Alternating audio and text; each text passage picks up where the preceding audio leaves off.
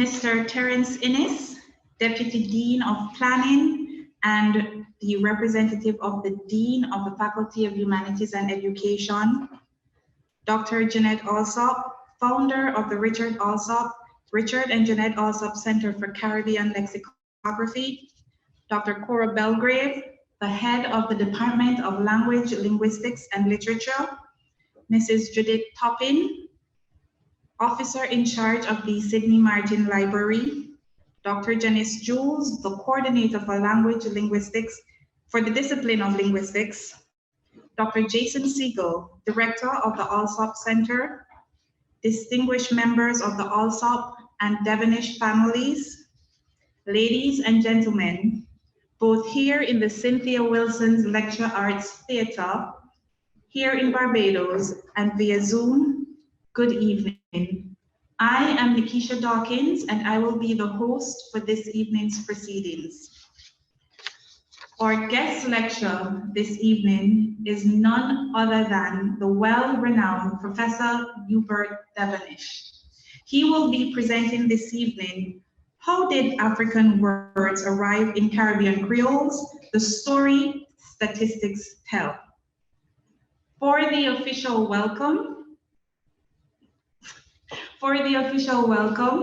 I will now invite the head of the Department of Language, Linguistics and Literature, Dr. Cora Belgrave.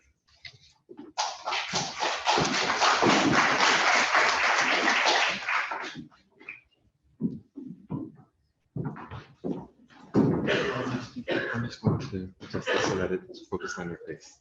Oh, okay. There you go. Good evening, everyone. Is it a good evening? Yeah, I can't hear you all. Good evening. Good evening. It's good to have all of you here. It's good to see you, those online as well. It's good to have you. I see we have a large audience online. I want to welcome everybody to this lecture. We know that at this time we remember Richard, we remember him as a scholar, we also remember him as a person. And we are grateful for the contribution that he has made. And when I came to university, Richard was one of my lecturers in final year.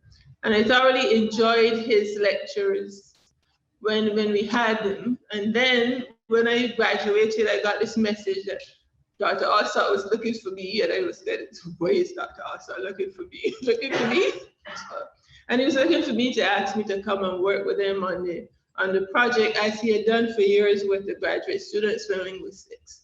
And that's when I got into a closer relationship with him. He was sort of my mentor, and he helped me work out what I wanted to study and encouraged me to try and finish before he left. But I didn't finish, but I did try to finish afterwards. And Professor Hubert, I met him as a graduate student as well. Totally awed by this professor who was just rattling off all these ideas and topics, and we were supposed to be so impressed. And of course, we couldn't say a word because we were hoping he wouldn't call us and ask us questions and so on. But outside of that, I found he was always very encouraging. It was one to kind of encourage you to go after the area you want to study and encourage you all around to be a good student. So I'm really happy today to be here to to hear his speech and to introduce him to you all. He will have a more formal introduction, but I'm sure we will enjoy his lectures because they're always very rich, lots of information, and you know he's known for being controversial. So we expect some controversy this evening as well. But Richard did that as well too. So it is all in keeping in the same vein. So welcome again, and do have a wonderful evening. Thank you.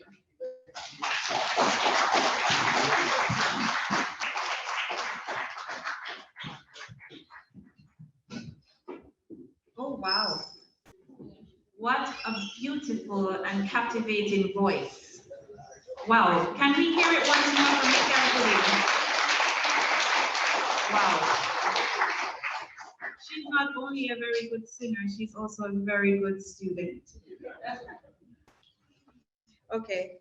So it is with great pleasure, and it's an absolute honor to introduce the guest speaker this evening. Professor Devonish is very special to me for a lot of reasons.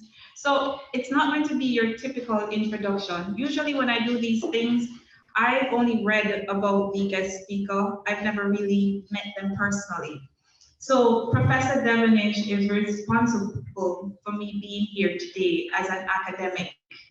He taught me at the Mona campus while I was in undergrad and graduate studies, and he was also on my PhD committee. I would often pick his brain about academics and life. He would love for me to keep this very brief. If you know him, he would prefer for me to just say, yo, Prof, come up here and do your thing. But yes, I know.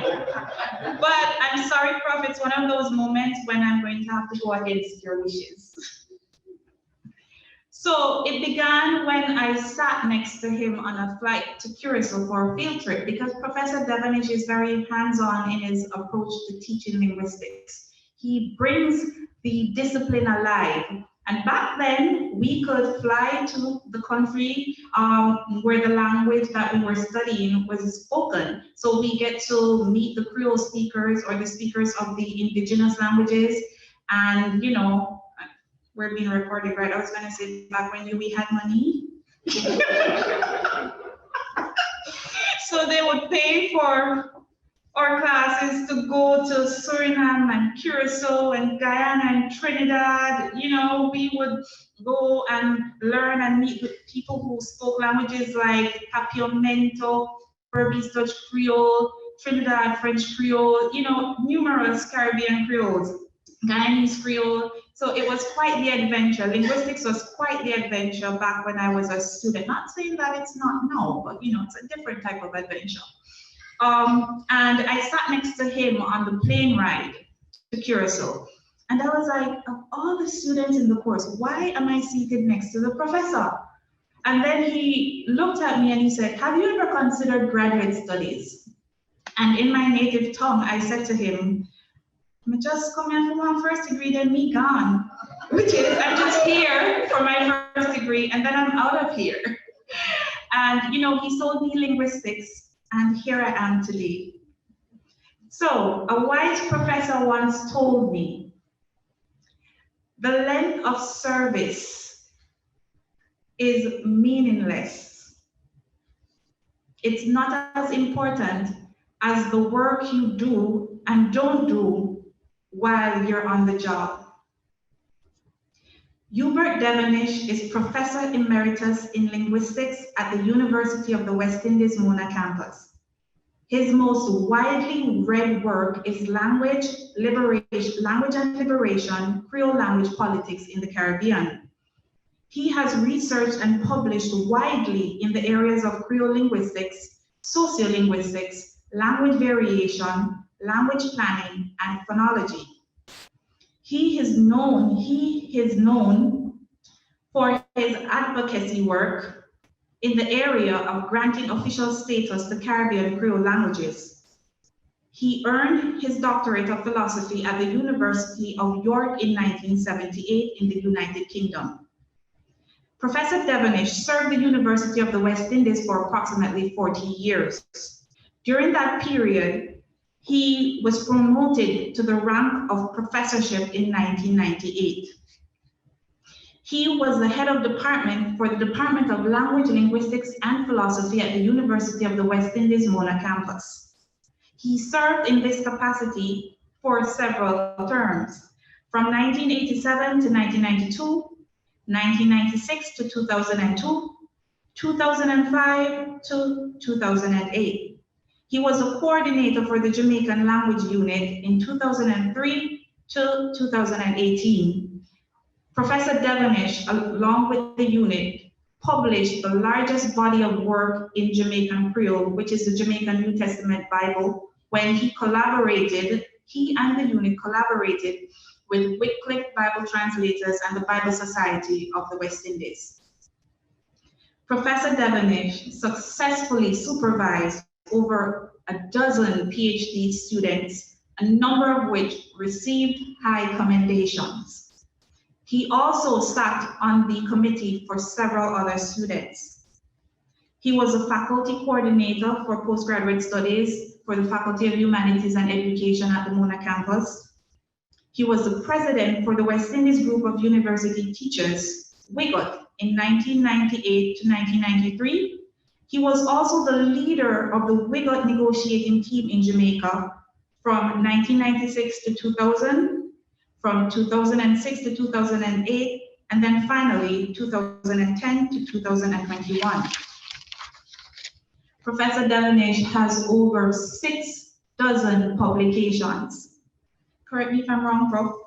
I would say approximately 74, 73, 74. Yeah.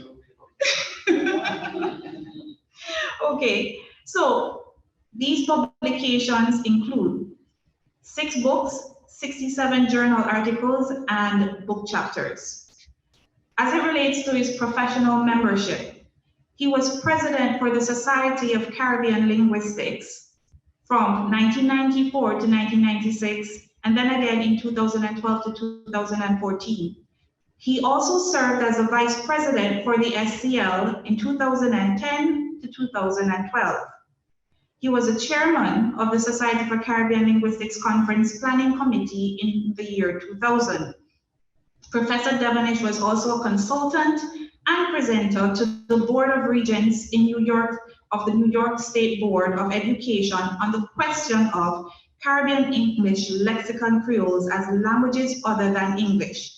This was in Albany, New York in 2000. As it relates to fellowships and awards, he has received many accolades. I cannot name all of them. I can only narrow the information in regards to Professor Devonish to a couple of pages. And this is me being limited and brief. Okay. So as it relates to his fellowships and awards, these include being a senior Fulbright Research Fellow at Stanford University in 1989 and then again in 1993. He was a Commonwealth Academic Staff Fellowship for the School of Oriental and African Studies in London in 1984 and 1985. He also was a visiting research fellow at Max Planck Institute for Human Cognitive and Brain Sciences in Leipzig, Germany, and a visiting research fellow at the University of Puerto Rico in 2006. Now, I could go on and on about Professor Devonish's awesome achievements, but it will take all evening. I know this is driving you nuts. So ladies and gentlemen, please join me and put your hands together to welcome Professor Emeritus Hubert Devonish, Professor of Linguistics and Caribbean Linguist, Dewey Professor, our Prof, Hubert Devonish.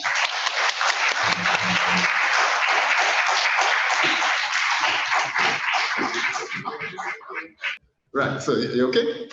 Yeah, so the presenting on joint work done with Joseph Farkas, Ewa Thomas, who happens to be here. So, you know, and well, we'll get onto it, we'll see how it goes. All right, so and you can see how African words arrived in Caribbean Creoles, the story statistics tell.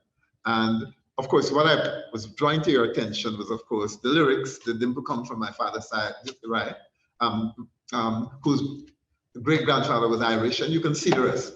The basic point being that we come from a culture, or at least historically, from a culture that denies African heritage within the Caribbean. Of course, it's for younger people, the few young people are here, right? You live in a time of reparations and trying to track down, you know, Dracs and whoever, and collecting money from them and so on, and reparations. It's difficult to think that at the time when people like Richard Allsopp operated, this is the construct of the world that they grew up in. In a sense, I'm younger, and we were already doing a bit of a challenge to the establishment, but this is the world that they lived in, and this is what they have to fight against.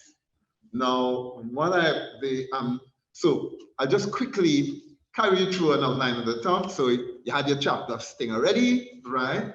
And the next thing we're going to go into is Allsopp and his Africa concern. So we're going to talk about that because that flows on from the Calypso. Then we're going to deal with some questions that we want answered. We're going to talk about a magical thing named ingredient X and these words of African origin in JC. You see the JC there? It means Jamaican Creole, right? And then we're going to do some stuff about the data. Because you know, we people, when we do this work, you can't just stand up and chat. You have to have something that you are basing your statements on. So we're going to deal with that. That's the data. And then we're going to done off, right? Conclude. Good. So Allsopp and his Africa concerns. Now, as I was saying to you, it's very closely tied to the lyrics of the Calypso. And so we, the colonized and formerly colonized of the Caribbean, right, and more broadly the world, have a big problem. How do we define who we are in the face of those who, through power vested in them by empire, define themselves as everything and us as not that? So Allsopp, in the dictionary, in his introduction to the front matter, describes himself, this Dictionary of Caribbean English Usage, I think there's a copy of it there, right? Defines himself as the work as this work is functioning as a cultural agent. He states, the weight of evidence supplied in this work should provide sufficient ground to build Caribbean pride to replace the earlier colonial shamefacedness and inhibitions bedeviling this region.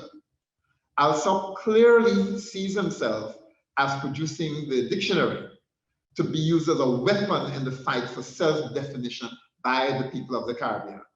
He's engaged in a fight to show evidence for a Caribbean identity, and he clearly considers others will seek to deny the existence of such an identity on the ground of lack of evidence. So let me rephrase it. He's saying that people will say that we don't have no identity because with the evidence there.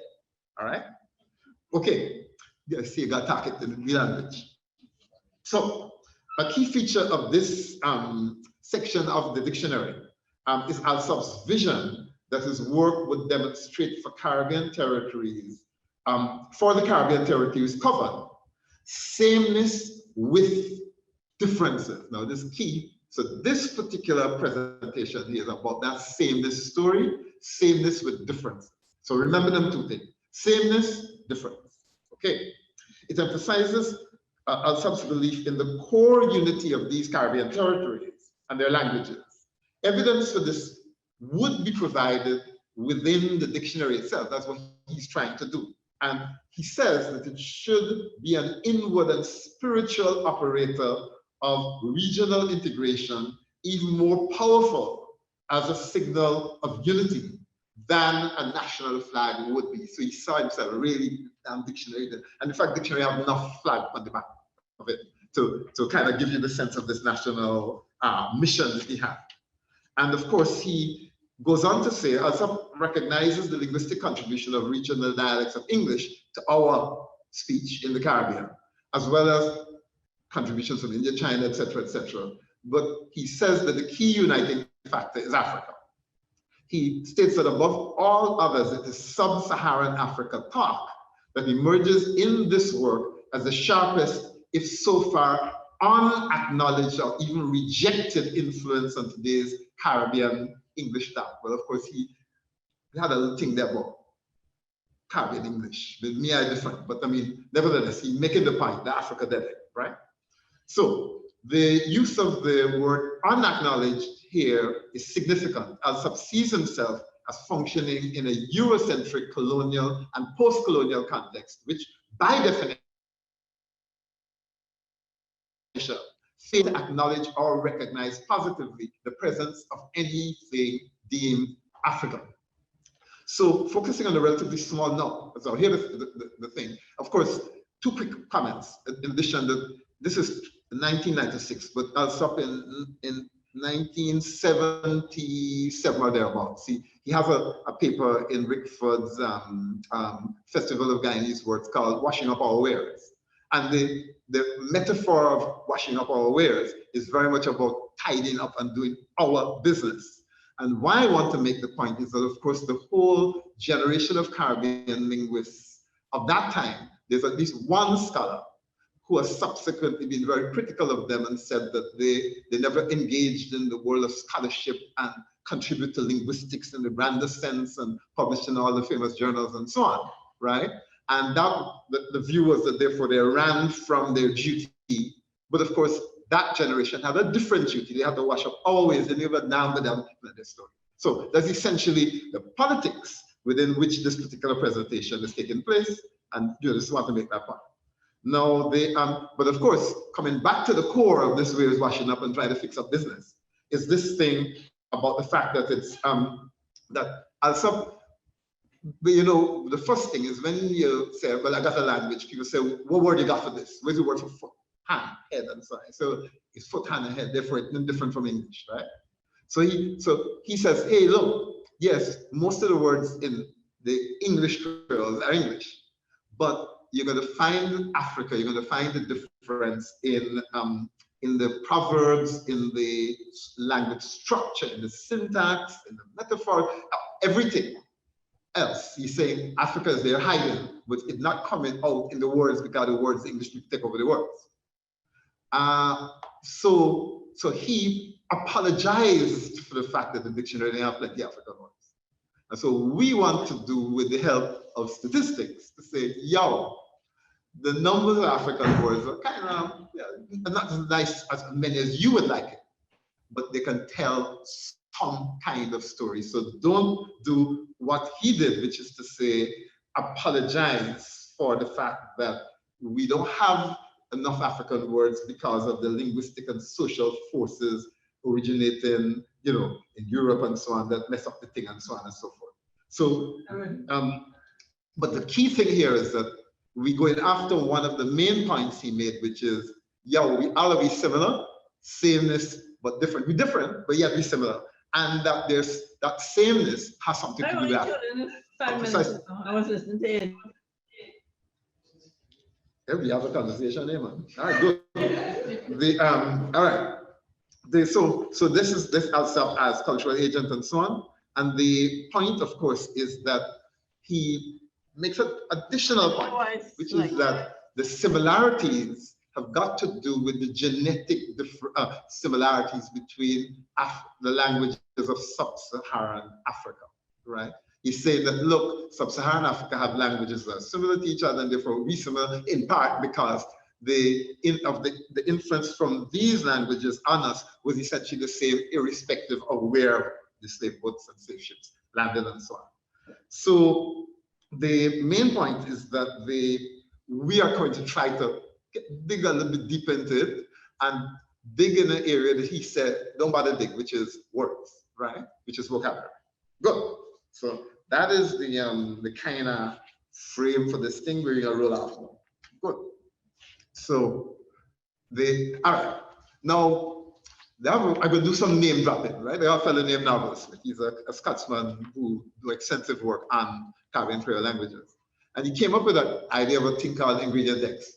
And he said, look, when you look at these Atlantic Creoles, in fact, not just the ones for the Caribbean, but Sierra Leone, and even Nigerian Pidgin English for that matter, you will see some words that come up all the time.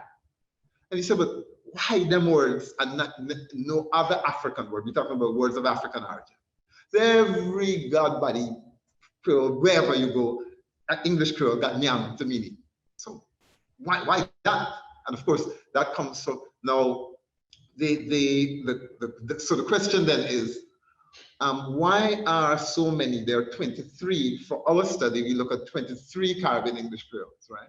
And in many cases, the same word for a particular concept will crop up in all 23. Why? Why them? Why are the words not different if they come from Africa and so on? Okay. So what you've got, and I'm giving you now a Jamaican Creole pair set, right? So nyam meaning eat, and unu, wunu, wuna, etc., meaning you plural. Everybody knows. They just have it. You know, Belizeans, even Sierra Leone Creole, even people in the Gullah Islands of South Carolina, the Surinamese Creole, because Suriname don't talk a Dutch Creole, they talk English Creole. So you got that there. So you have the unu or some version or wana in the case of Barbados version of it. And you got nyam, just to take 2. But he had 29 that he could find. But then you've got in Jamaican a pair of other African words. Achi, meaning is a particular river fish, a particular variety. And antana, a string bag. Nobody knows nothing about that in Jamaica. So we got this interesting thing, the similarity versus the difference. The fact that some African vocabulary kind of is shared and other African vocabulary not shared was the story behind that. And so that's our take on it. But his ingredient X was very much about looking for this what's the story behind these 29 shared items that he had. We said, nah, because of course we're working with a statistician. Statisticians tell you, get the biggest blasted number you can get.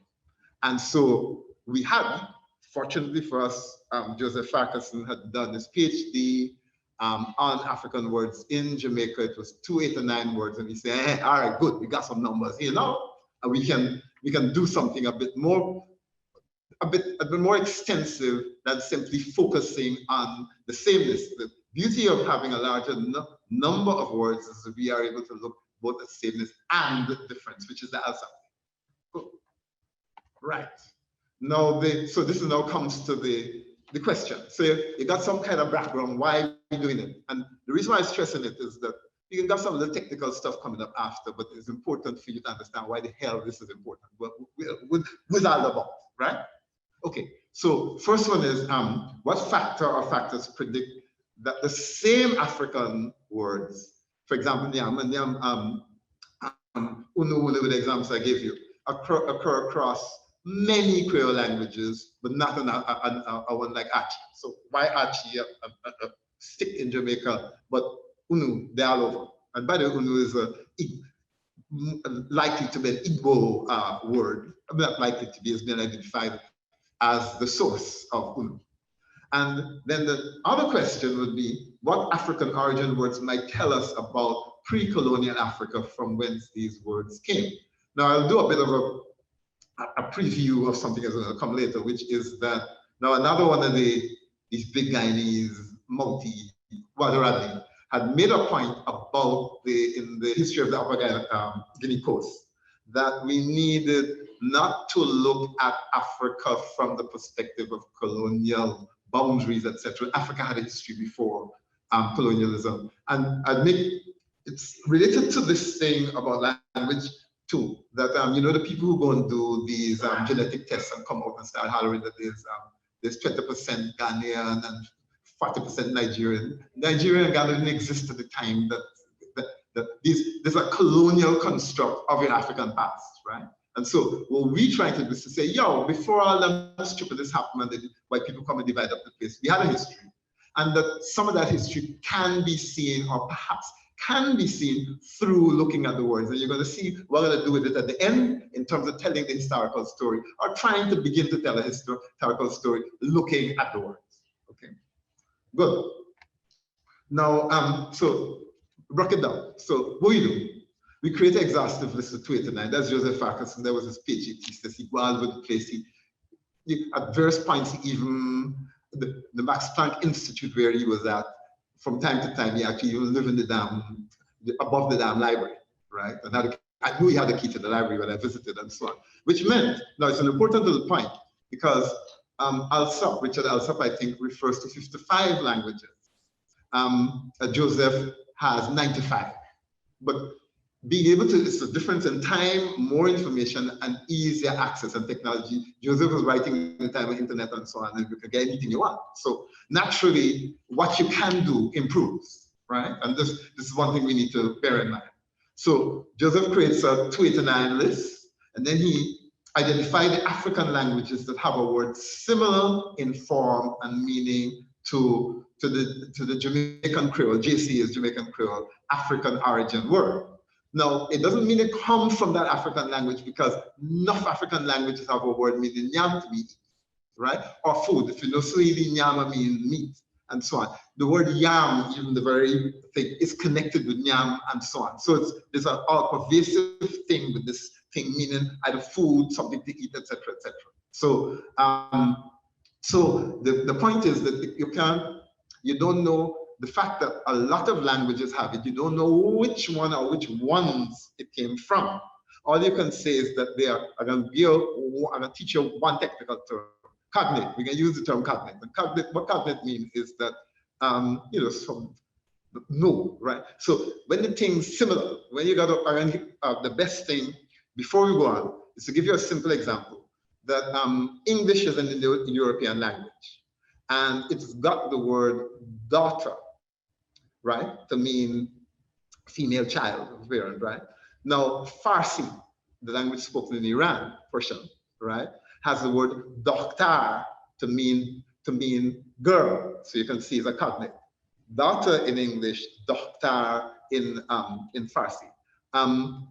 Brother in English and barodar in Farsi. So just give you two examples that we call cognate. You can see right away that it's the same, something like it, and you got more or less the same meaning. So you say, cognate. So here's the story. That the Niger-Congo languages we're going to talk about, which represent the vast majority of African languages that had an influence on us, right? They belong like Farsi and English to the Indo-European, in their case to the Indo-European family, in our case to the Niger-Congo family. And you expect to find words that have similar forms and meanings across languages. Now, we don't know, we can use history to say this word comes from this language because this set of people come on a boat to this particular country and so on.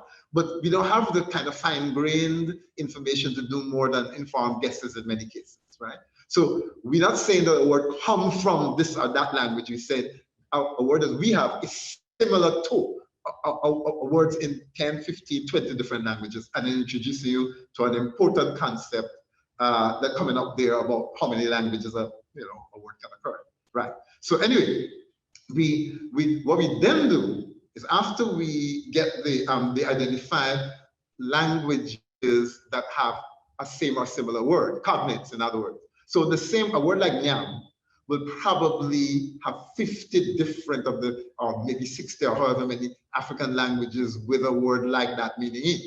And there will be other words that have 1 or 2 or 3 or 4 or 5 different languages. So that have it. So we're not saying that the word comes from a particular language, but that a particular word shares or has cognates, resemblance, items that resemble it in X number of other languages. So what Joseph did was, of course, to go through an exhaustive list, of course, and make sure that he had 95 languages, and many, many of the words were shared by many languages. And then now, thirdly, we searched for what the CEC is, Caribbean English Vocabulary Creoles, not Haitian Creole, not Papiamento, but the Anglo Creoles. The English Creoles are like Swan-Tongo in Suriname, Guyanese Creole, Jamaican, Belizean, and so on and so forth. And we went through 22 languages, in addition to Jamaica, to ask the question, do we have the same word that we have in the Jamaican set in any of the other 22, okay? And we eventually, I will say to you, we ended up coming up with 79 words that were shared across these languages. And so that's going to be interesting to find out what it tells us about things. So this is the detective work we do. We fast to find out what's going on, and we got limited data, and we use the magic of statistics and the statistician to make it happen, right? So by the way, I should say that I'm functioning this as a kind of academic entrepreneur. Joseph is the man that do all the Africa thing. And I know one thing about statistics. I find a statistician, I put the two of them together, and I just work in between, right? And in so doing, I might actually misrepresent them both, but at least we're making something happen, right? Okay, good. Right. So there are 3 concepts. So we try to do it in 3s, right? So 3 things you have to understand. First of all, this fitness. So what we're saying is that when a particular Caribbean word, like nyam, or winner, right, has cognates in many African languages, we say it fit because it kind of have a lot of scope. It's heavyweight, right? Strong, fit. So so an African word is fit when it has many, an African word, what like nyam, fit. Why nyam fit? Because I can find 50 African languages, some word meaning eat, right? Why antana meaning tread back, unfit is we can only find one African language. So that's what we're playing with, the idea that the more African languages that a particular Caribbean word is connected with, the fitter that word is, right? So that's the concept of fitness. You get it? Good. Now we got generality, and the generality over the thing now is this. So it's FGA. So generality now say, well, when you get a word like nyam, and it occurs in 23 Caribbean languages, we say it's general because it's enough, as opposed to some other words like antana and so on that only occurs in one Caribbean language, right? So we say now for the Caribbean, so for Africa is fitness, for the Caribbean is generality, right? So a word that enough of we use plenty time and so on, like dukunu to mean, well, Bitches and Guyanese call it kanki, right? But dukunu is very, very, very widespread in the Caribbean cultures and languages, and we say it is very general, okay? But in terms of the word itself, but I'm trying to find a word that only, say, Guyanese know or something at the start, and we would say, well, in that case, it is not general, okay? So we got that generality thing. So remember now, fitness is the African thing. How much African language you have behind you? And generality is how much Caribbean language you appear in, right? And then finally, you got abundance. This is the third concept. And abundance is when you go and you look at a language like Jamaican, and you find that as a preponderance of words coming from a particular African language, you say, well, yo, Akan is abundant in Jamaican as it is. I got enough Akan, Chi. Those are the languages associated with a portion of modern day Ghana, because modern day Ghana has more than one group of languages, but Akan is one of them. It crops up under the name Cromanti in various parts of the Caribbean. Anyway, so abundance is very much about when you approach a particular Caribbean language, in this case Jamaican, how heavy African languages in terms of the numbers of words that it has in that list. All right, good. So we got FGA. So we move on. Well, this is just a little map to keep easy eyes, so you can kind of see this is where the arrivals come from. As you can see, obviously Brazil had a whole lot, but you can see the arrivals in the Americas from Africa. This just to kind of ease your mind a moment. But then this one here is a little bit more important because, of course, the ports of embarkation, right? And you notice that that West Central Africa is important because West Central Africa covers modern day Gabon, and you go down. You've got the two Congos, Democratic Republic of Congo and the Republic of Congo.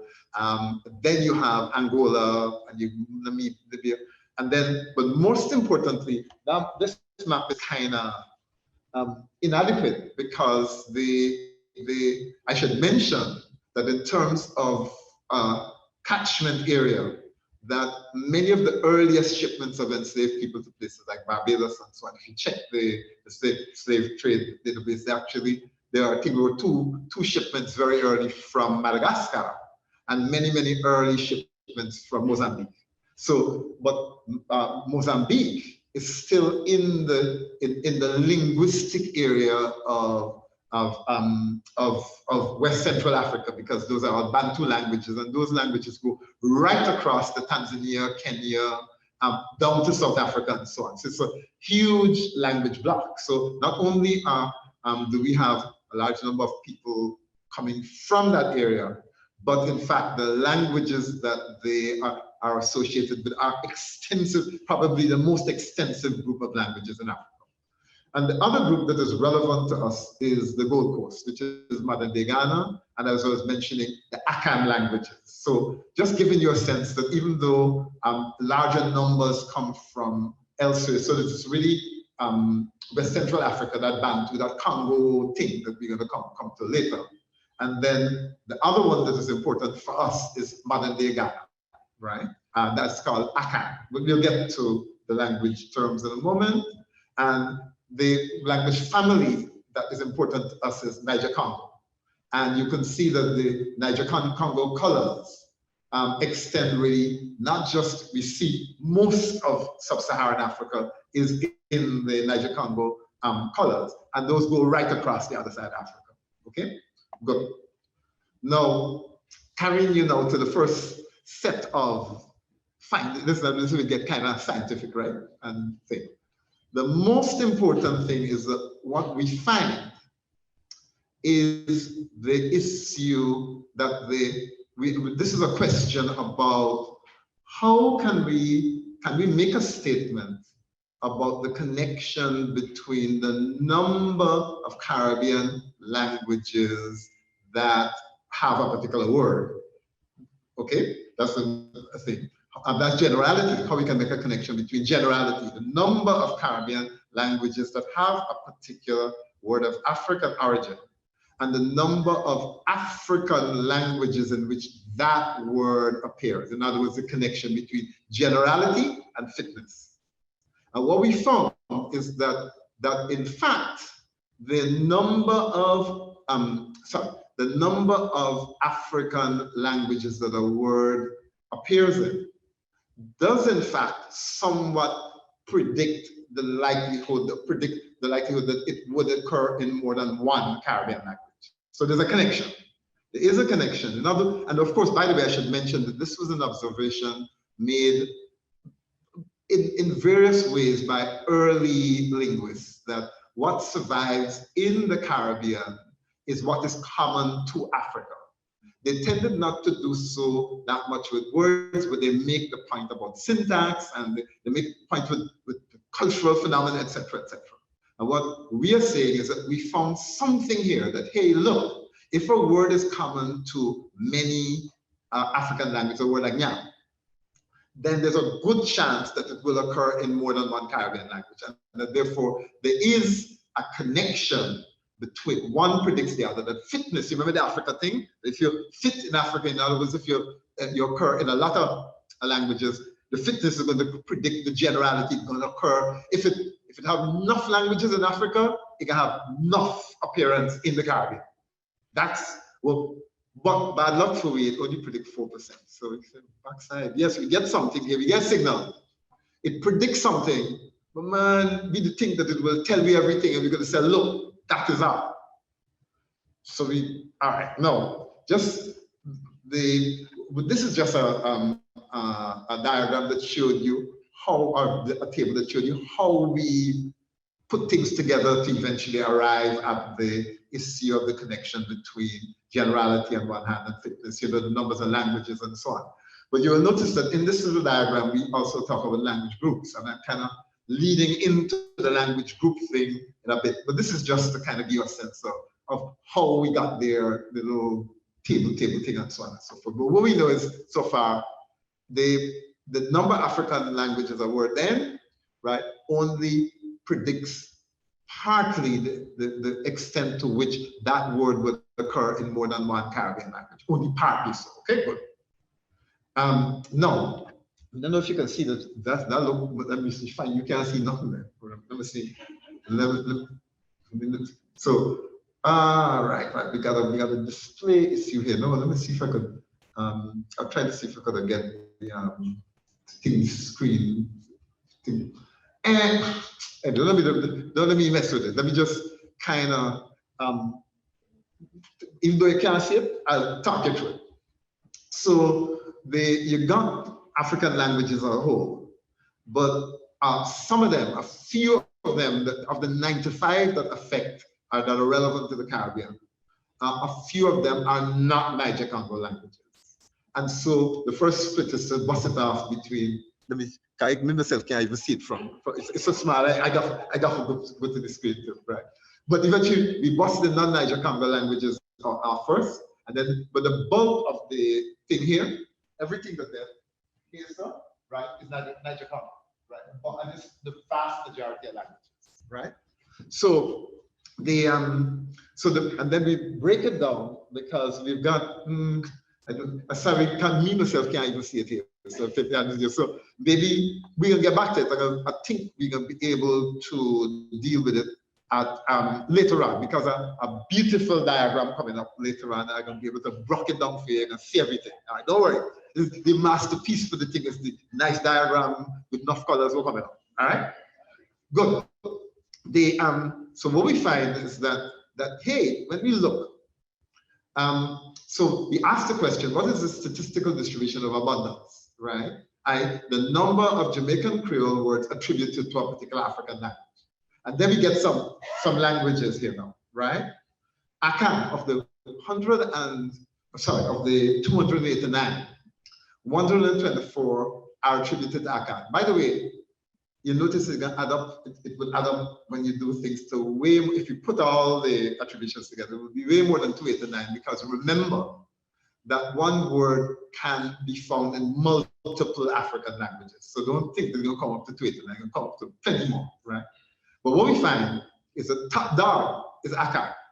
Akan is very abundant, okay? Followed by Congo, and then you get Guang, and Guang is a language spoken in the Gold Coast, the area not too far from Akan, right? And then you get next down the line, Be, the Fon Be languages are spoken in, I think, just everything Eastern Ghana, and then going into Benin and so on, right? That direction, that general direction. And then, and of course, you see the numbers. Now, there's not a story about the numbers, but I'm just giving you that to say, hey, look, we have an interest here. We got some heavyweights, Akan and Congo. And the Akan and Congo heavyweight story is going to be revealed in our in the statistical analysis that takes place. Now, what about Jason? How much time I talked so far? You know how much I talked?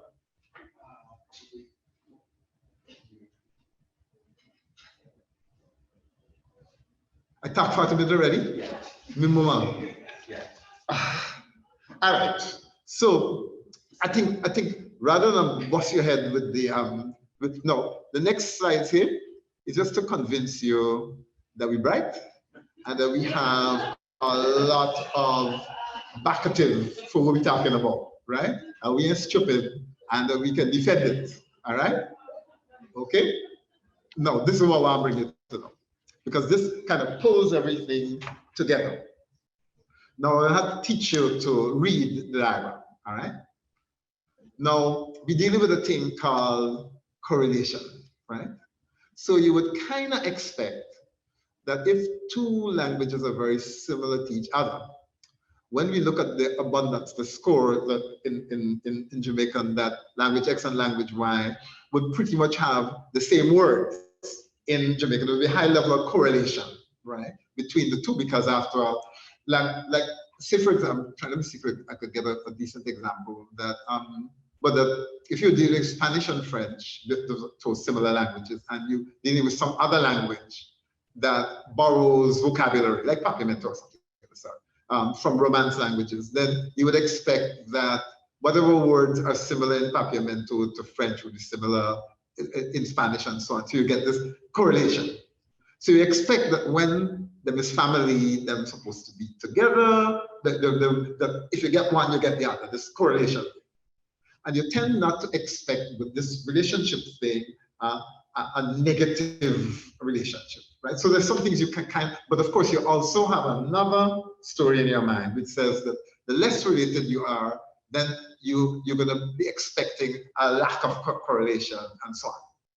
Now, but the thing of this thing here, I kind of jump, but I will just kind of say to you that it's a map, a kind of diagram, right, of something that is called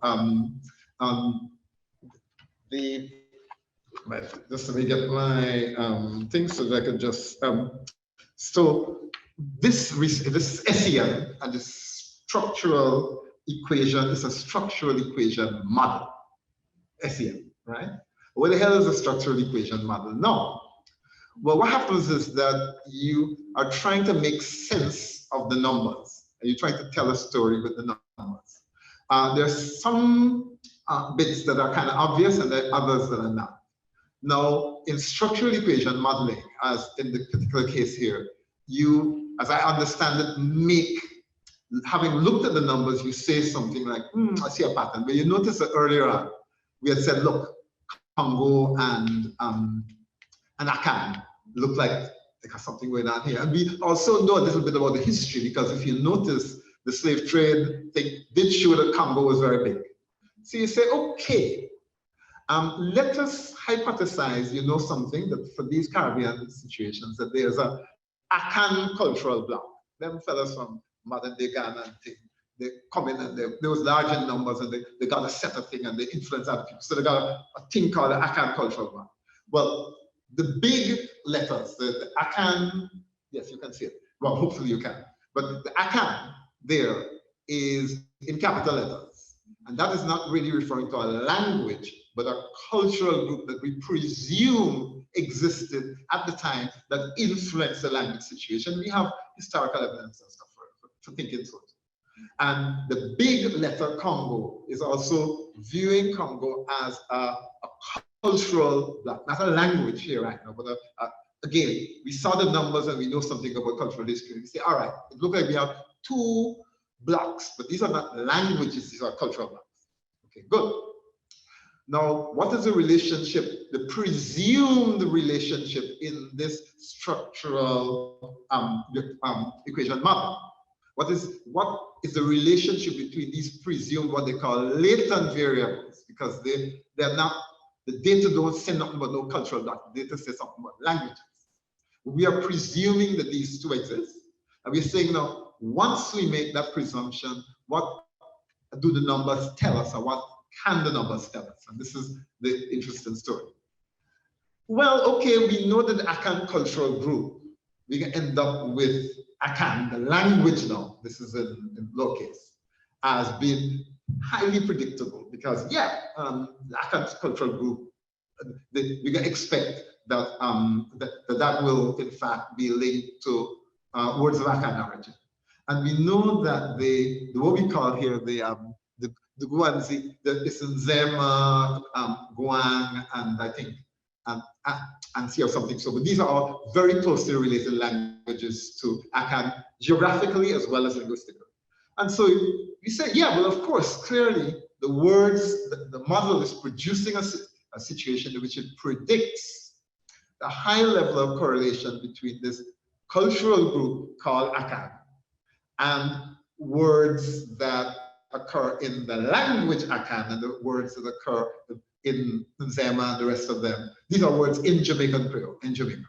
All right. So you said nothing excited about it, because we don't start off saying that Akan is, we created the Akan cultural group because we knew that Akan was dominant, right? So the fact that Akan, the language, and its allied people show a lot of presence in Jamaican Creole is no big deal, and the fact that they're showing it with the same words is no big swing. Very cool. So there is a that kind of correlation we expect that we get. I should mention that, so those broken arrows there are arrows that we are using to indicate the relationship between these latent variables, the stuff in the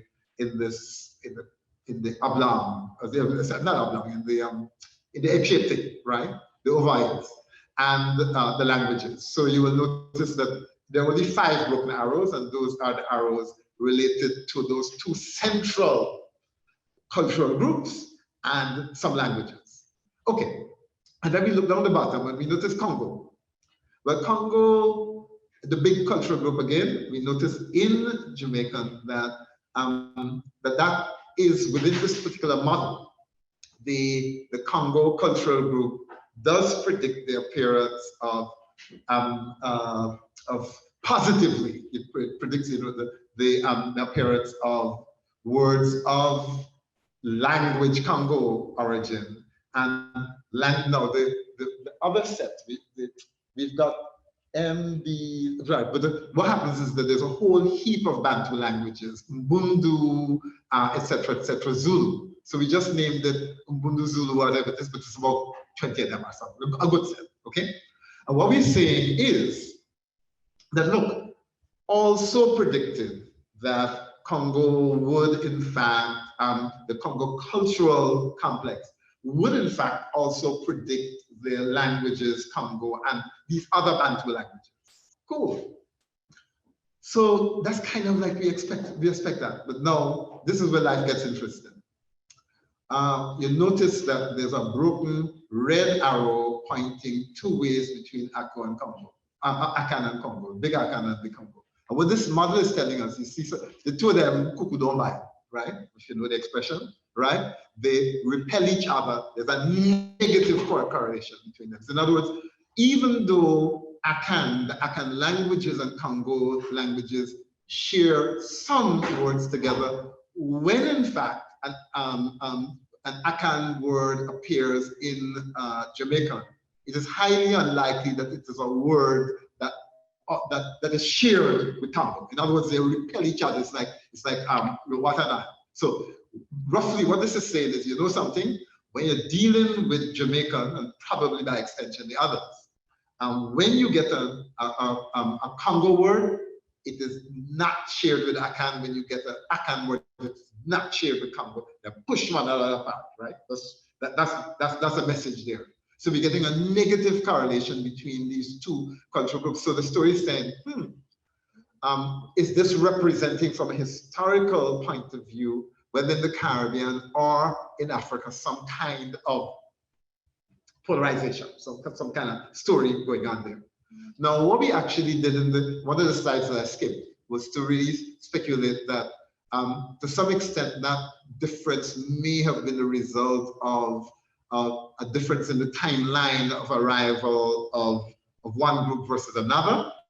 And this is in Jamaica because the Congo were numerically in the very earliest days kind of fairly dominant, and the Akan speakers were a tiny minority. And then 30 years after, the Akan blow up and the Congo are minoritized and so on. So we have some kind of speculation that history might have something to do with it, but that is probably the best we can do. And this is the point, that we are getting indicators from the structural equation model about what we need to look for going forward. But what's really the fun part is this, that you will notice that when you start pointing the red arrows there for Akan, you've got red arrows going towards everybody else. And that's what that is saying is that there's a negative correlation. When you have Akan, you don't get the others, right?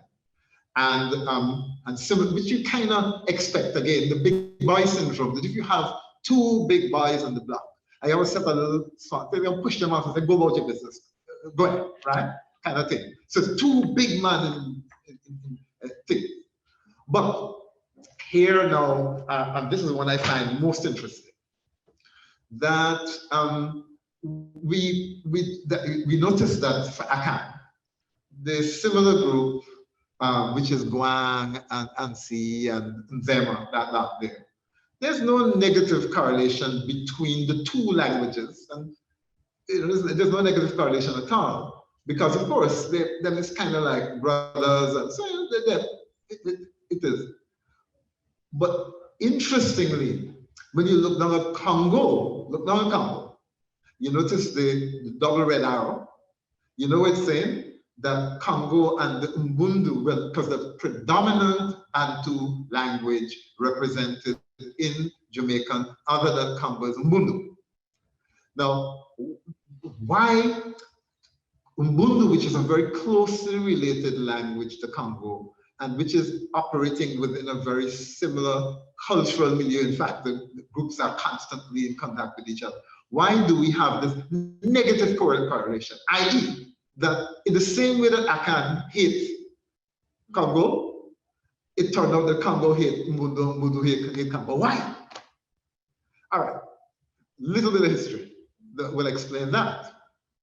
That whereas in the time, let me do the Congo first, okay? That what happens with the Congo is that when the Europeans arrived, I think the Portuguese arrived in the Congo, Kingdom of the Congo, somewhere around 1530 something.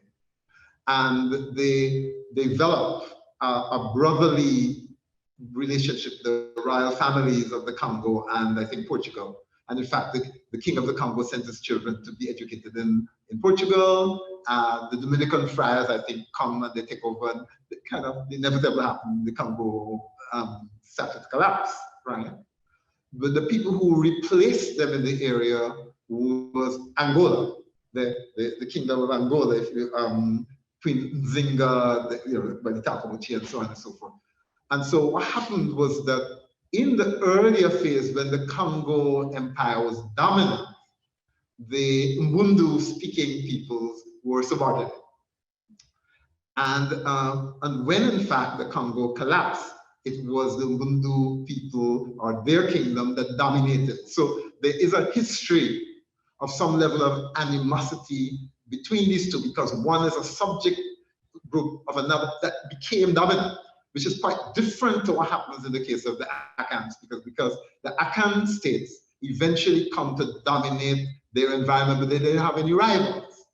So what we see at the top there is what happens when you're the small boy and a big boy dominate you, I'll never lick you back. But downstairs, the bottom side, right, the Congo comes first, and then eventually the Ubundu develop their own kingdom and they subordinate the Congo. And Maureen Warner-Lewis has documented for 19th century Caribbean the fact that even here the animosity is between the Congo and the Mbundu amongst the indentured servants is an ongoing thing, which we don't have any documentation of similar animosity between Akan and related people. But for the Mbundu and the Congo, there is an ongoing animosity that is documented. And this is what this is suggesting then is the difference in the history of the two groups, because for the Akan, they're dominant, they absorb, and therefore in the Caribbean, wherever you find an Akan word, it is also the same word in the related languages. But in the case of the Congo, when you find a Congo word in Jamaica, it is not the same as the one in Mbundu. When you find the Mbundu word in Jamaica, it is not the Congo one, because people don't buy. Okay? So that's the story, right? And the point I'm making is that now, and my statistician is going to tell me this is purely indicative, this is suggestive, it is giving us ideas about how to look at history and look at the data. It don't prove nothing. The structural equation modeling gives us a way of looking at the facts, which allows us to tell the story I tell. Right, and so we now know, if in case you didn't know before, that fitness does predict the thing, but only 4%, right? What explains the negative relationship between Akan and Congo in African origin words in Jamaican? Well, we have two possibilities. We got the one about arrival patterns, which I mentioned. And then, of course, what explains the differences between the positive relationship that we have for Akan, right? And that other one there, a related group, what we call the Guanzi group, on one hand, and the negative relationship between Congo and the Ubundu group particularly. And the answer is, we think, pre-colonial African history. The different relationships in each pair, is what, but notice I have on the side, again, because of the instructions of the mathematician in the research group. Look, the fitness calculation is a sure thing. We know that there's a clear predictability, but a limited one that says if you're fit, if a word has or appears in many African languages, bam, it has a good chance of occurring in several Caribbean languages. And but everything else is maybe. We are taking, when we look at the stuff, we say, hey, maybe the reason why the Akan and the Congo thing, like oil and water, is because maybe of a difference within the Caribbean in the time of arrival. But I think that's a very weak one, to be honest with you. The really strong one is the one in green at the bottom. which says, you know something, the answer lies in the pre-colonial and subsequent history of Africa. And so again, as I conclude, the main point is that, yeah, right, we black to the eyeball, right? And we can see Africa, right? And what I've tried to do is to give you just a little vision of the little bit of Africa that we are able to see through the small number of African words that Allsopp suggested. Couldn't tell us much. Thank you very much.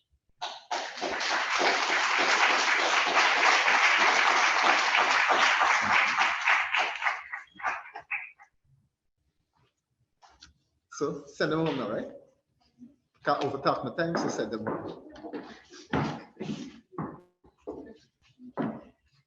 Thank you so much, Professor Devonish, for that very insightful, interesting, and engaging talk. I'm sure you all enjoyed it and you learned a lot this evening. Okay, let me tell you, I was blown away when you said that our language is fit. Right? I thought that was very interesting, and the point you made about words repelling each other, that was very interesting. I was up there taking a lot of notes, as usual. At this time, we have our question and answer segment of the program. So there's a mic right beside Mr. Innes, and it can be passed around, or you can just make your way to that microphone. Oh, it can't be passed around.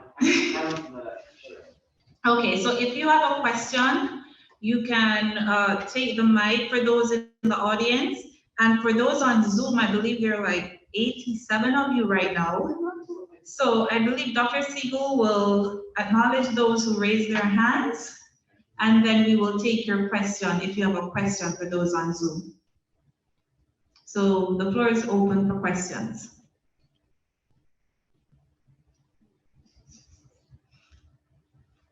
If my voice carries, I don't have to watch the microphone, right? Well, we can hear you, but I'm worried about the participants on Zoom. Why don't you just repeat your question? No, but you can hear me, right? Yeah, we can hear you. So you can just repeat your question on Zoom.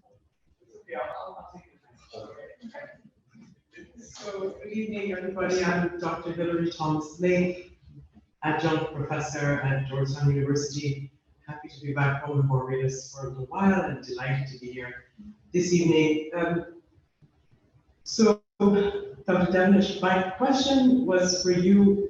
I'm terrible at statistics, right? So bear with me. I'm trying to understand as an African studies person and a person who speaks a few languages, actually 8, and one of them is an African language. When you're doing this research, first of all, what, if any, contact did you have directly with some of the African language groups you mentioned, like Akan and Congo? Any African researchers and African linguistics researchers? And then the corollary to that question is, because I suck at statistics, as I said initially, to what extent is any kind of factor analysis allowed to come into play in your structural model, your SEM? Thank you. Right. The first one I can answer, there's somebody in the audience who might care to answer, but so okay. So remember I said this is a 3-person thing, right? Ask me anything about linguistics. So the linguistics question was What contact? Oh, right. Oh, yeah. But well, the answer is obviously we don't sit down. Joseph Ferguson was at Max Planck Institute, and we went through all the descriptions of African languages that you can imagine. There are hundreds of them, and as you know, right? So he went through descriptions, word lists, etc., and attended numerous conferences of African linguistics, etc. So that to come up with a list of 95 languages for 289 words in Jamaica does require a quite detailed kind of research. So the answer is, obviously, he didn't sit down in Jamaica and do it, right? In that kind of narrow way that he was very thorough and covered the base. So the answer is, this is now the origins of the words. This is not contested. These words are there. The sources from the dictionaries, etc. there, and the methodology. It's a whole PhD thesis. I can give you the link to the PhD thesis so you can examine this methodology fully. It's yeah, it's on one of the. It's easily available online, so you don't have to worry about that side of it. As to factor analysis, the statistician, no, nothing but that.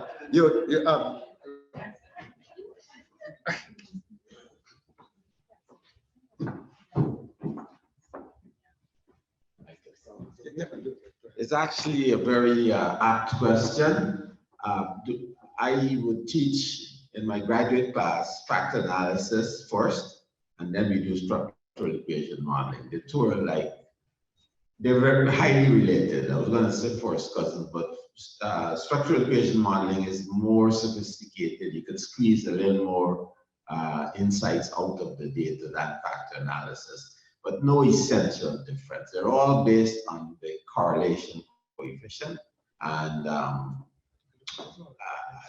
his excitement is not even half of mine on the point of structural equation modeling. I really like it. What he has done, he's a performer though. So he has brought this thing alive in ways that I never knew. I sat down there wondering, who do this work? I didn't understand it at all. So you're the magician. I'm just a technician. So thanks. Any other questions?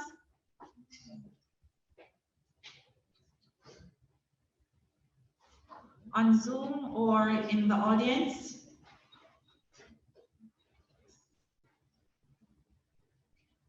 Yes. I'm not sure if I missed it, but for the non-speak of words in English, obviously, I'm talking about the word guarantee. Was that the same in French and Spanish, or was that not the same? Okay, well, let me explain again. You have 289 African words of African origin in Dominic. How is that? Oh, sorry. To explain again, you have 289 African words, not English words. Jamaican is a predominantly an English vocabulary Creole, but we got 289 for sure African words. There may be more, but we're sure of that, right? And what we're saying is that when we look at them, now they got nothing to do with English. When we look across the African languages, we find that some words you can only find them in one African language, and some words you can find them in 5, 10, 15 different African languages. And what we try to then do is to say, what's the story that this will tell me? You understand? So it don't have nothing to do with English. You understand? All right, cool. Any other questions?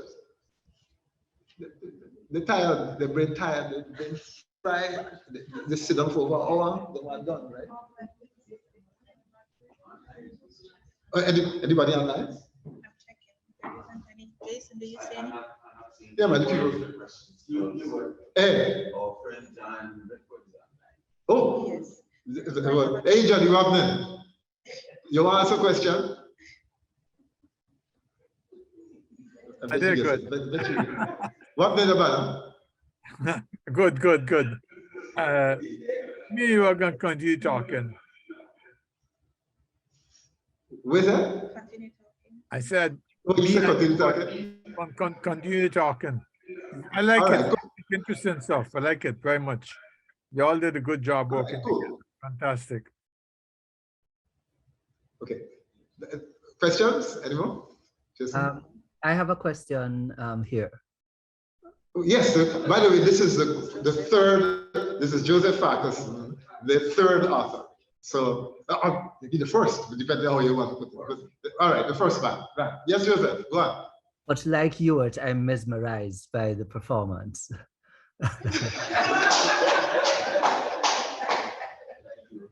Well, following up on that question about links to Spanish and French, well, you already pointed out that this has nothing to do with Spanish or French, because we're dealing with the English-related Creoles and African words in those Creoles. But do you have anything significant to say about the implications of this work for the French and Portuguese related Creoles? Mama, yeah, sorry. Yes, because we have spoken about it to some extent. We know there's the research that we have to do, Joseph, is that there's a small number of words of African origin that are shared between the English and French lexicon Creoles. So starting there, right? They're not as many as you get amongst the Anglo Creoles or amongst the French Creoles. So French Creoles, the African words are pretty, like a good example. In French Creole, all of them have beke to mean white person. We have Afro, right? And beke comes from a different language. I think it's one of them and the ones or whatever. But it's kind of Senegal thing, right? So they take a different. But then sometimes you get words that are common to the French and the Anglo Creole. So what we would need to do if we have sufficient numbers would be to look at the words that are exclusively found, the words exclusively found in Anglo Creoles, the ones that are shared between Anglo like and French Creoles, and then the words that are peculiarly French Creole, and of African words in French Creoles. And we can then, because we now have an idea about the concepts of fitness and abundance and so on, we can apply the same principles to 3 different categories of words, Anglo only, Anglo and French only. And then we could do the same with Papiamento and things like that. So we got plenty of work to think as long as you were willing to give you a hand. And he nodding the head saying yes, right? So we go.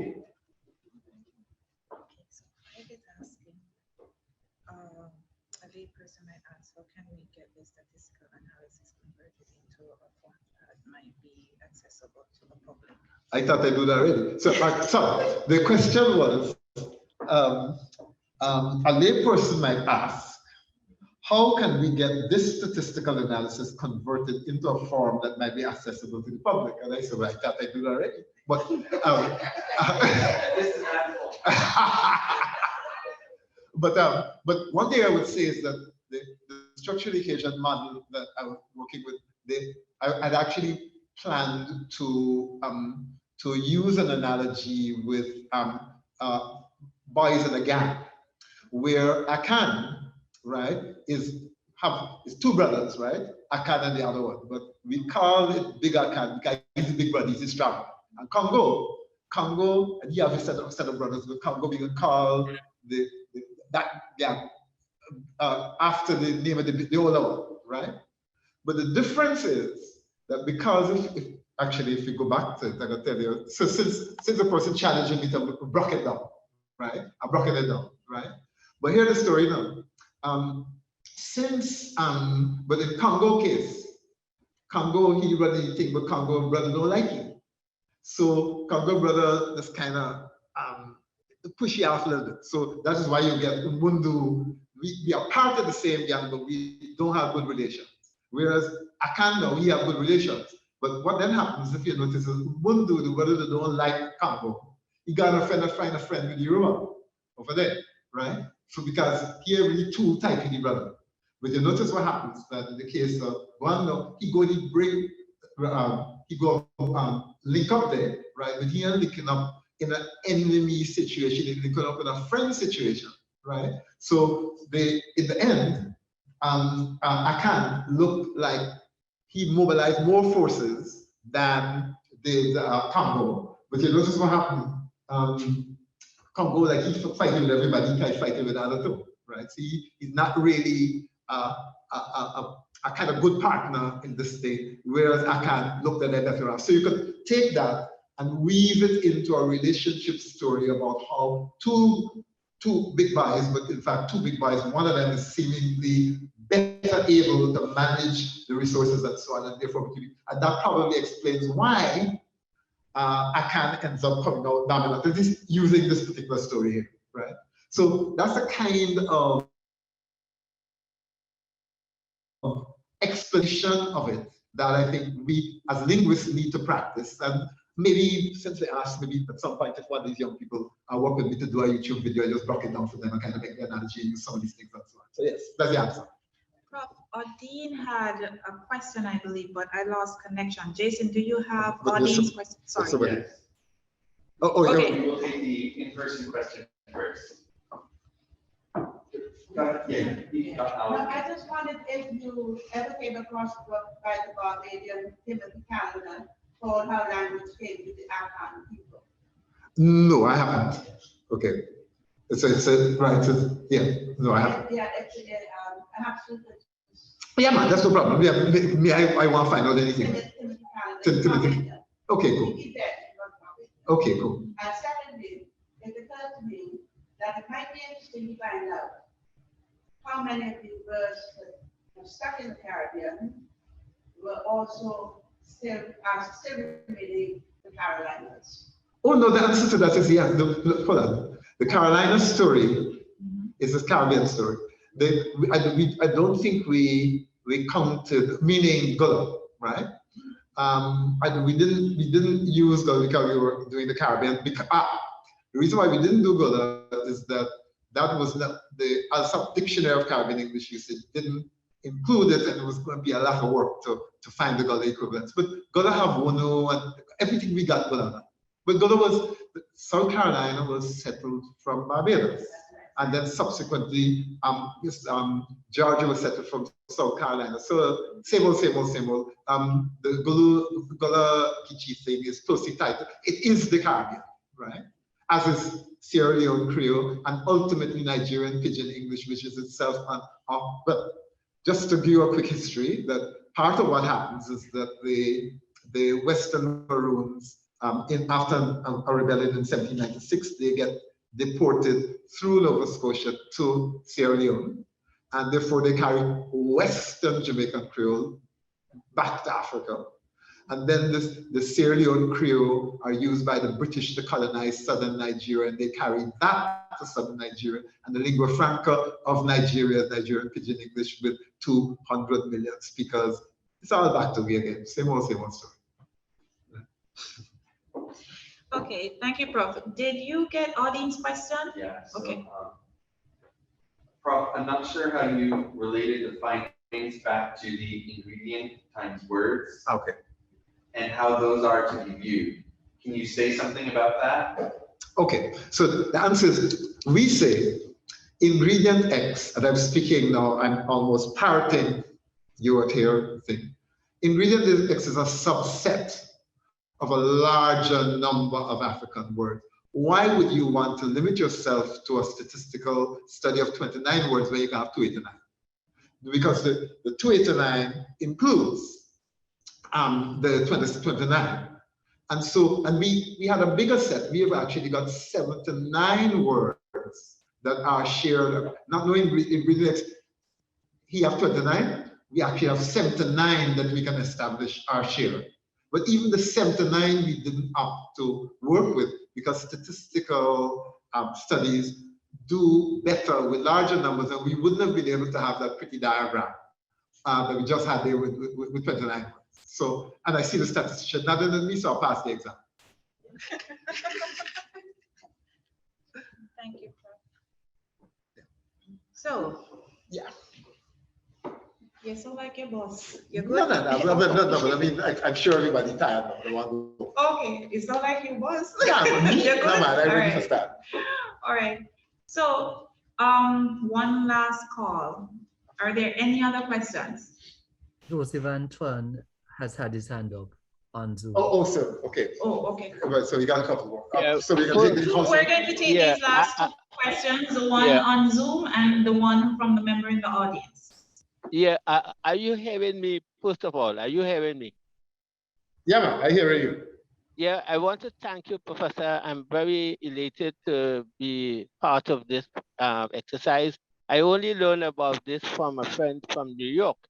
And I thought that it might be better next time when you have an exercise like that, it is widely publicized in the Caribbean, because I'm calling you from Grenada.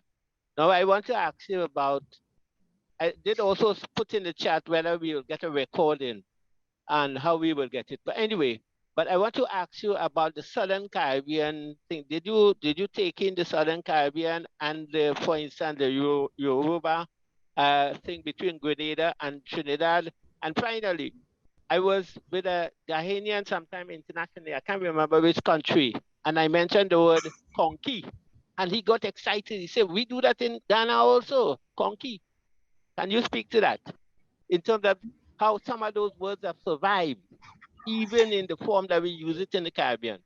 Like conky, that's with the corn and the sweet thing in the banana leaf and so on. Okay. Yeah, all right. The answer was Yoruba in the Southern Caribbean, but it's not Yoruba in the Southern Caribbean, it's Yoruba all over the Caribbean. But I know what you're talking about. The most recent Yoruba influences in the Caribbean did not come in directly through the slave trade, but really, these were indentured Africans.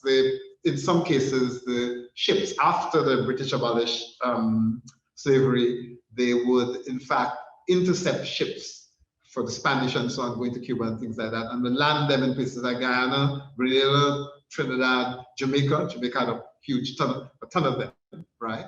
And they would be indentured servants, so that many Caribbean people of African origin are not descended from slaves, right? So it's the first point. So, but more than that, the strongest African influences are the most recent.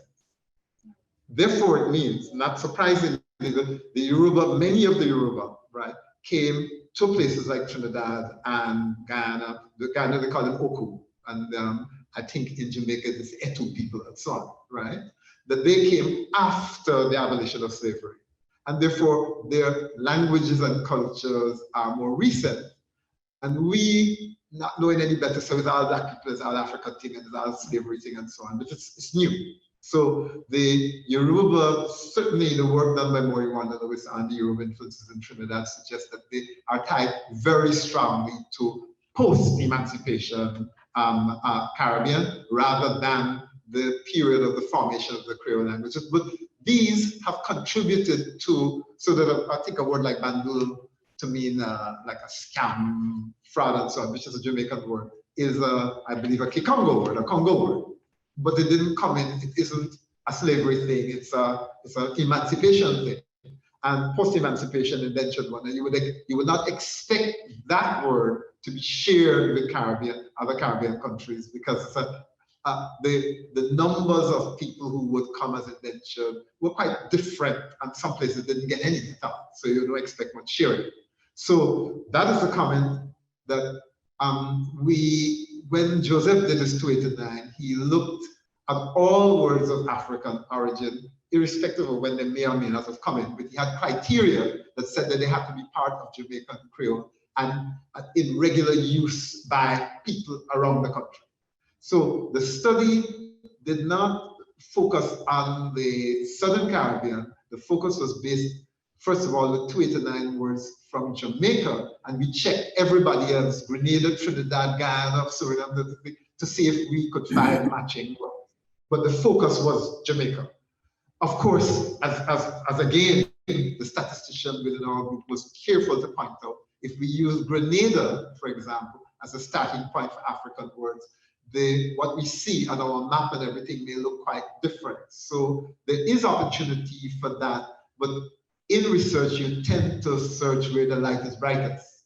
And we have tapped out 289 words from Joseph, so we run with that. If at some point somebody that you know did the same extensive work on Grenadian, we would lap it up and immediately start running the test and so on. The other thing you raised about Kanki is all this. One of the things that amongst the so-called ingredient X, the words that are shared have in common are words related to corn stuff, because kangate and kanki are dukunu. But the story behind that, just in case you don't know, is the introduction of corn to West Africa from our part of the world. That is we, them, African have can, we can, the tech, and carry over there.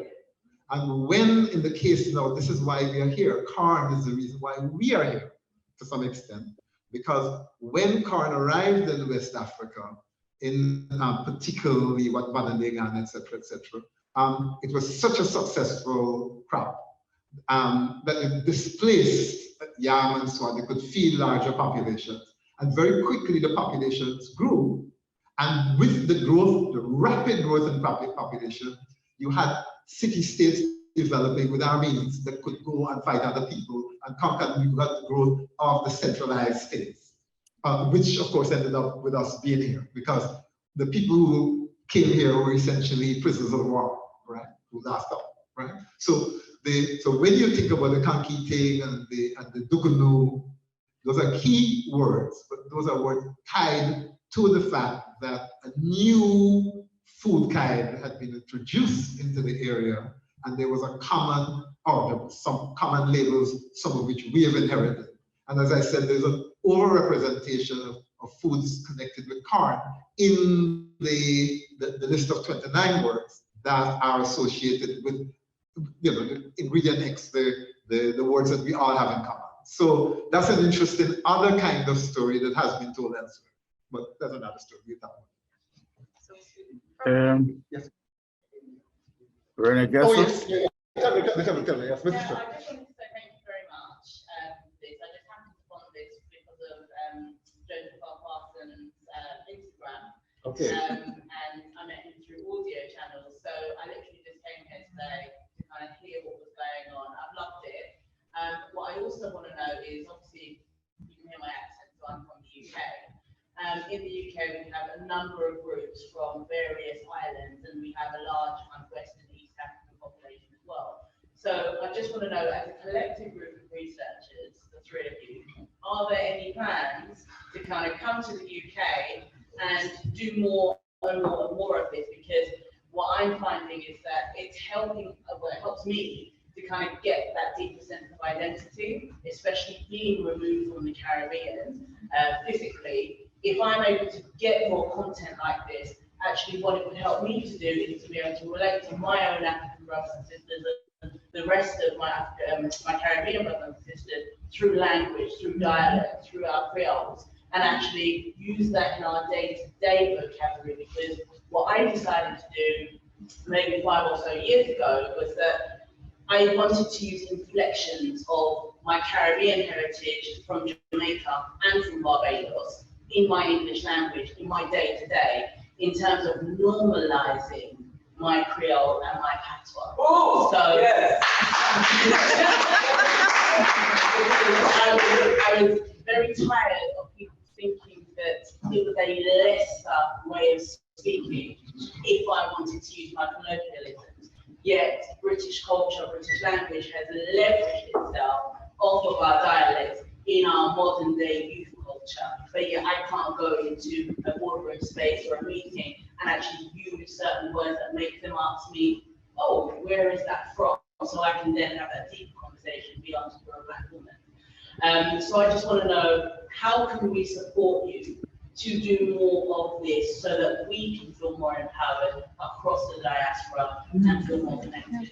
Okay, so the two parts. First of all, Joseph, that's speaking to Joseph Ackerson, one of our co-authors, his major project is actually currently is looking at Jamaican language in the diaspora, and he's covering the British, Canadian, and US experiences, I believe. So that's his. So you got that lock already. Don't worry about that, right? But the second point, though, is that well, you use the term dialect, we wouldn't, because language awareness is changing, certainly in the Caribbean, and particularly in relation to Jamaica. And typically right now, nobody uses the term dialect in Jamaica for the language. And even if you look at the national standards curriculum, right? It declares Jamaica to be a bilingual country, and for children and that the aim is in fact to have the children function in both languages, and in fact to read and write it. They don't do it, but at least the official declarations are that this is a bilingual country, biliterate, not just tata, right? But right, there's a standard writing system for the language and so on. So that I think that the Black Britishers in a way are caught in a time warp of their parents and grandparents so they have a language ideology which does not really connect up in quite the same way with what is happening here. We moved on.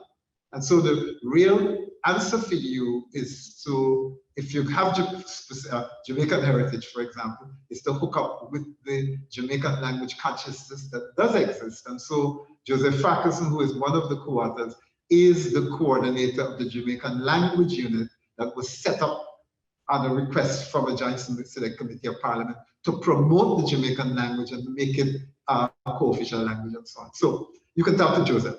He's a man, all right? Thank you so much, Professor Devonish. This was such an insightful and exciting presentation, and the questions were awesome, and you addressed them well. Why you come over here, you're going with one bag of things, one bag of things. Okay, so you're sending me back now, right? Well, we're not ready to send it back yet, you know, so we have the lime and all of these things. But thank you so much. At this time, I would like to acknowledge in our audience Dr. the Most Honorable Rommel Springer, Member of Parliament representing St. Andrew in Barbados. Thank you for being here, sir. And can we have one more round of applause for Professor Emeritus Hubert?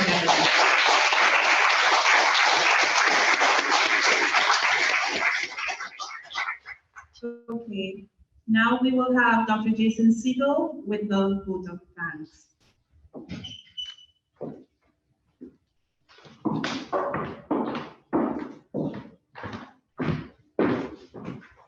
Let's see how I'm looking on Zoom here. All right. So on behalf of the Department of Language, Linguistics, and Literature and the Richard and Jeannette Allsopp Center for Caribbean Lexicography, I wish to thank the following persons. Of course, our guest speaker, Professor Hubert Devonish, for an illuminating and very engaging and animated presentation that pushed us to think about Creole languages and their relationships with each other in new ways. I would like to acknowledge Ms. Krista Saint-Just, stenographer clerk of the Allsopp Center, who really went above and beyond the call of duty and does so on a regular basis to look over the details of this event to ensure that all went as it should. I wish to thank Dr. Jeannette Allsopp for her input into this event, and in particular to the display that we have here of Richard Allsopp's academic legacy that I invite you all to come and take a look at when we're done. But this was her baby, and it was, I think it's going to add a really nice dimension by the time we all leave. I would like to thank the discipline of linguistics for their support of this event and for lexicography more broadly. The Faculty of Humanities and Education for their work in decorating this space for our first in-person lecture since 2020. I think it looks very nice, so thank you. The Office of Marketing and Communications for their contributions to publicizing the event and to the decor of the evening. The University Bookshop and the Sidney Martin Library for lending us some of the materials for tonight's display. And last but not least, our wonderful audience, which is at least not only the people in this room, but is about twice as large online from all over the Americas. And there were even some people from Europe and Asia that I was able to see. So really, thank you, everyone. Thank you for your patience in our first attempt to get a hybrid presentation done. This is a learning experience for us all, but you all have been very gracious, and I really appreciate your patience. And thank you for attending this panel and preserving the memory and legacy of Richard Allsopp. He would have been 100 this week. I think so, those of you who received personal invitations heard that, but it was a detail that that didn't come out tonight. But yes, he would have turned 100 on, it was Monday. Yes, the 23rd, right. And I think he would have been heartened to see that so many people in the country, in the region, and in the world continue to see the value of the work that he carried out and the value of the words that he was dedicated to preserving and documenting and sharing with the world. Thank you all so much.